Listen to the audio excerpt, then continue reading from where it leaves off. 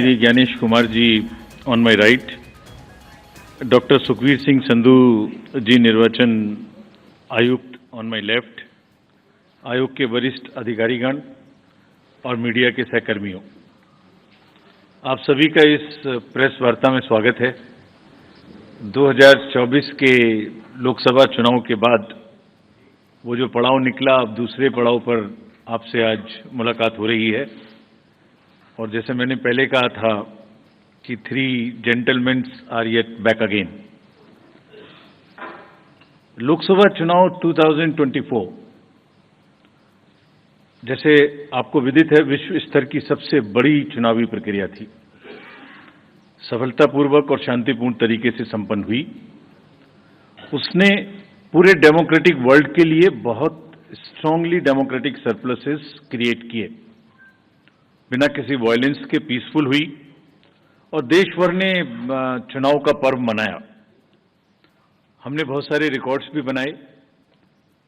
पहली बार maximum world में पोलिंग हुई, मेल फीमेल टोटल।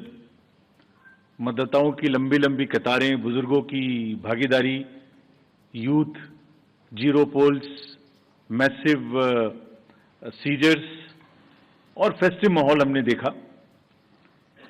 बहुत सारे युवा साथियों ने हमारे साथ मिलके हमारे इलेक्शन एम्बेसडर्स के रूप में काम किया और लोकतंत्र का एक बिल्कुल जीवित उदाहरण देश ने देखा।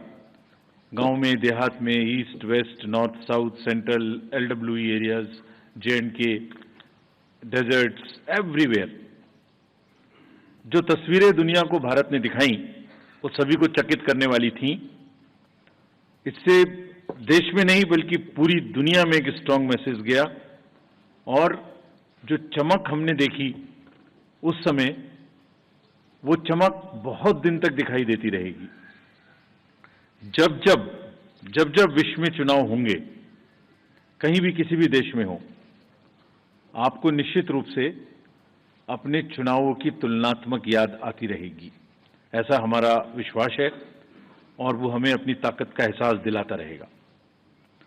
हाल ही में जम्मू कश्मीर और उसके बाद हरियाणा की चुनावी तैयारियों का जायजा लेने आयोग, हमारे सारे सहकर्मी वहां गए थे और एक बहुत ही नायाब किस्म का एंथुजियाज्म और डेमोक्रेसी के प्रति एक ललक और पार्टिसिपेट करने की इच्छा सबके अंदर दिखाई दी। जितने लोगों से हमने बात की, सभी पॉलिटिकल पार्टीज से, बहुत सारे लोगों से भी, सबकी एक मतलब एक लालायिक एक इच्छा थी कि जल्दी से जल्दी चुनाव हो।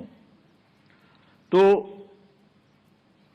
हम आपको जो उम्मीद और जो यकीन पैदा हुआ था 2024 का, उसको आगे बढ़ाने के लिए आज आपके सामने है। जम्मू कश्मीर के बारे में पहले जिक्र करूं तो आपको याद है कि मतदान केंद्र पर जो लंबी लंबी कतारें लगी हुई थी, वो जमहूरियत की ताकत का एक बहुत ही बेहतरीन मंजर पेश करती थी। वो सिर्फ लंबी कतारें नहीं थी, वो आवाम की उम्मीदें थी, जज्बातों और उनके मुस्तकबिल की नई तस्वीर लिखने की एक ख्वाहिश थी। Everybody wanted to participate, prove a point that we are here in this queue not only to vote but to demonstrate a very strong desire that democracy flourishes in this area. और उम्मीद और जमहूरियत की ऐसी झलक ये बताती थी कि आवाम तस्वीर बदलना चाहता है और अपनी तकदीर को खुद लिखना चाहता है। और ये कतारें इस बात का सबूत थी कि लोग सिर्फ बदलाव ही नहीं चाहते, बल्कि ये भी चाहते हैं कि उसका हिस्सा बनकर हम खुद से अपनी किस्मत लिखें। This was a purely A triumph of ballot over bullet. आपको याद होगा कि जो वैली की 3 पार्लियामेंट्री कॉन्स्टिट्यूएंसीज थीं, उनमें 51% का वोटिंग हुआ और वैली ने वायलेंस को नकारा और वॉइस को वोट के माध्यम से आगाज किया। जम्मू कश्मीर के लोगों ने बुलेट और बायकॉट के बदले बैलेट को चुना। आपको ये भी याद होगा कि कश्मीरी माइग्रेंट्स के लिए आयोग ने विशेष व्यवस्था की थी. The elections we say should be inclusive. Every section of the society must get a full chance to express themselves during the elections. तो हमने इनको सरलीकरण किया था उस समय में, जो इस समय भी जारी रहेगा.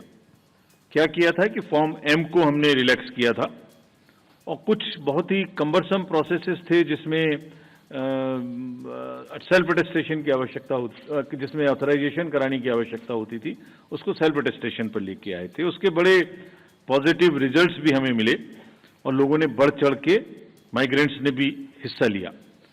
ड्यूरिंग द इलेक्शंस रीपोल्स की घटना जीरो थी, कोई मेजर इंसिडेंट वायलेंस की नहीं थी. और आपको ये भी याद होगा, जैसे पूरी कंट्री में अभियान चला के सीजर्स के बारे में व्यवस्था की गई थी ताकि कोई इंड्यूसमेंट फ्री इलेक्शन हो सके. J&K में भी क्लोज टू 100 करोड़ का सीजर हुआ था.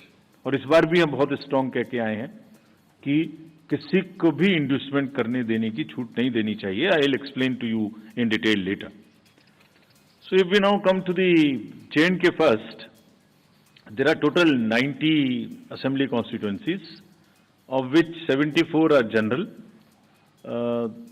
SC are 7 and SC are 6, ST are 9 and SC constituencies are 7. ये डिलिमिटेशन के बाद रिजर्वेशंस जो प्रोवाइड किए गए उनकी कहानी है. अगर इलेक्टर्स के डाटा के बारे में बात करें तो J&K में टोटल 87.09 लाख इलेक्टर्स होंगे, जिसमें लगभग ऑलमोस्ट इक्वल 44.46 लाख मेल और 42.62 लाख फीमेल वोटर्स होंगे. बड़ी अच्छी स्टोरी ये भी है कि जिस तरीके से यूथ ने पिछली बार भाग लिया इलेक्शंस में, इस बार उसके बाद फर्स्ट टाइम वोटर्स भी होंगे अराउंड 3.71 लाख. और टोटल अगर वोटर्स को देखें तो 20 lakhs and above would be the youth, and we want to focus on youth as ambassadors of our elections. Electoral roll बनने की प्रक्रिया चालू है और काफी समय से आयोग ये बात की तैयारी कर रहा था कि जैसे ही मौसम थोड़ा ठीक हो, जैसे ही अमरनाथ जी यात्रा खत्म हो, तो आप देखेंगे कोइंसिडेंस नहीं है, 19 अगस्त को अमरनाथ जी यात्रा खत्म होगी और 20 अगस्त को फाइनल रोल भी पब्लिश हो जाएगा.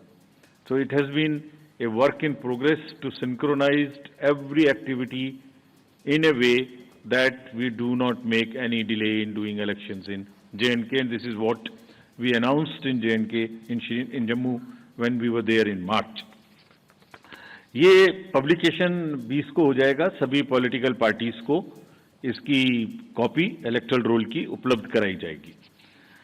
अगर पोलिंग स्टेशंस के बारे में देखें तो टोटल पोलिंग स्टेशंस J&K में 11,838 होंगे, जिसमें लोकेशंस होंगी, जिसमें एक जगह पर 2 या 3 भी बूथ हो सकते हैं. तो टोटल लोकेशंस वुड बी 9,169, जिसमें अर्बन एरिया में अराउंड 2,300 और लोकल रूरल एरिया में अराउंड 9,500 बूथ्स होंगे.